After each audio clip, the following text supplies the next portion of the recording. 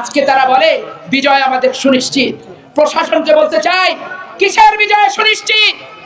বাংলাদেশের সর্বোচ্চ 50টা আসন যে দল পায় নাই, তাদের বিজয় সুনিশ্চিত হয় কিভাবে? নুরুল ইসলাম বুলবুল বাঁশের লাঠি তৈরি করতে বলেছ, 13 তারিখে রেজাল্ট দেখে নিজের মাথায় নিজে বাঁশের লাঠি বেরো।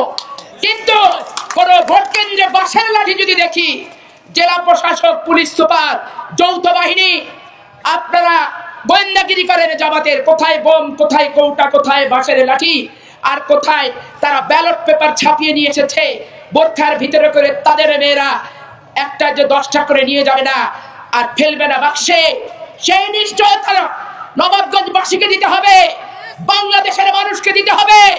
ভোট কোনো মল্লযুদ্ধ না। 15 বছর ইলিয়াস আলীকে হারিয়েছি, চৌধুরী আলমকে হারিয়েছি, মৃত্যুর দিন কবে আজও জানি না। সানাউল্লাহ নূর বাবুকে কুপিয়ে কুপিয়ে হত্যা করেছে প্রকাশ্য দিবালোকে। জনির মতো ছেলে, অন্তঃসত্ত্বা 7 মাসের স্ত্রী কি, তাকে যখন নিয়ে গেছে র্যাব এবং গোয়েন্দা সংস্থা, হাত ধরেছে, পা ধরেছে, যে পা কেটে নাও, হাত কেটে নাও, পঙ্গু করে নাও, শুধু জানে বাঁচিয়ে রাখো। জীবনে আমার প্রথম সন্তানটা আমার দেখার শখ আছে, সেইটাও নির্মম নিষ্ঠুর প্রশাসন সেটা করে নাই। এই জঘন্য প্রশাসনের খাতায় এই নির্বাচন 12 তারিখে যেটা হবে, 64টা ডিস্ট্রিক্টের 300 সিটে, এই প্রশাসন আমরা দেখতে চাই না। নির্বাচন আমরা দেখতে চাই না, ষড়যন্ত্রের নির্বাচন দেখতে চাই না, সন্ত্রাসের নির্বাচন আমরা দেখতে চাই না।